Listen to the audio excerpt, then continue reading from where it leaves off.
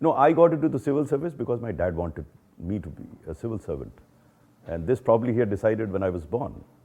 And if I were to be born again, I'd like to be an IS officer all over. For the simple reason that amount of good that you can do a large number of people in the service is unmatched. I don't think there's any other service anywhere in the world where if you want to do good, you can do good to a lot of people.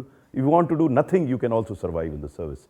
I recall it was 1984 when a couple of guards of Srimati Indira Gandhi, they had assassinated her, and all hell seems to have broken loose, even in this district where I was posted as sub-divisional magistrate. Leaders belonging to a particular political party were singling out certain Sikh shops and they were burning them. That is when I got cracking, and I did arrest a few of them. I even made out an NSA case against a ruling party MLA, consequent to which I got transferred out of Hardoi.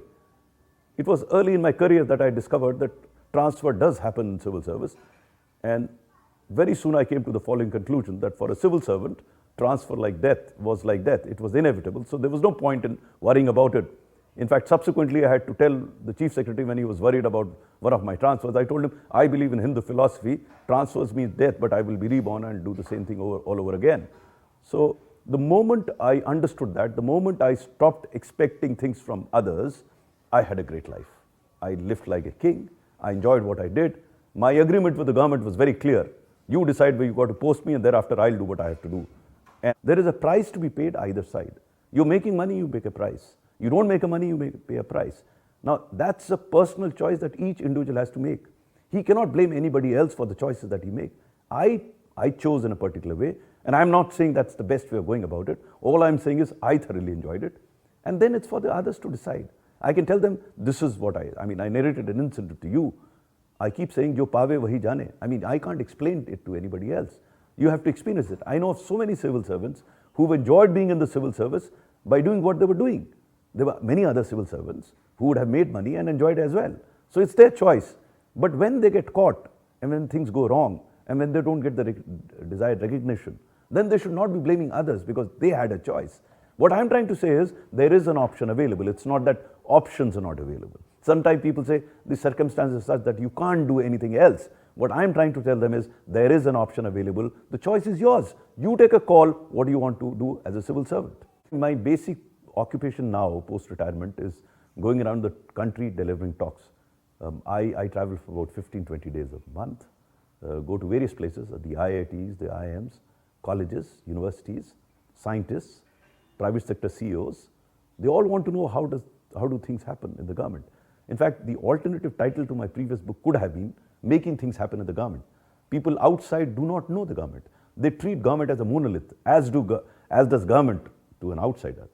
In government, every civil servant thinks that outside businesses are all corrupt. Outside businesses believe that all civil servants need money for do things. Both are wrong. I think the good people on either side of the fence. In the private sector, I have come across marvelous people. I've worked with absolutely outstanding civil servants. The tragedy is all the rascals and ruffians come together, both at the public and private. But the good people in the public and private don't come together. And that's something which I'm doing post-retirement. You know, the opportunity that you have in the service is unmatched. And that is why so many people are coming. Unmatched in the sense, if you're honest, you can survive. If you're dishonest, you can survive. If you work hard, you can survive. If you don't work, you can survive. If you're efficient, you'll survive. If you're inefficient, you just might thrive. I jokingly tell people, if you're efficient, you might become Secretary Government of India. If you're inefficient and lucky, you can become Cabinet Secretary Government of India, perhaps RBI Governor as well. So, there's no better service. Can you think of any other service which allows you to commit mistakes yet reach the top? Wonderful service. You can survive and thrive either ways. That's the choice that this service offers you. And that's why it's worth getting into the service all over again. It's not easy to remain honest. In civil service, you can. It's not easy to remain dishonest. In civil service, you can. So that's why civil service. And you do say you're composing music. Are there any other lateral hobbies you're pursuing? Oh, I did almost everything except studies during my student career. So I used to write plays. I used to play every game. I'm a very avid reader. I read about 100 books a year. So I do a lot of things, and I travel a lot, and that helps me to read a lot. So there's a lot to be done in life. 24 hours is a long time.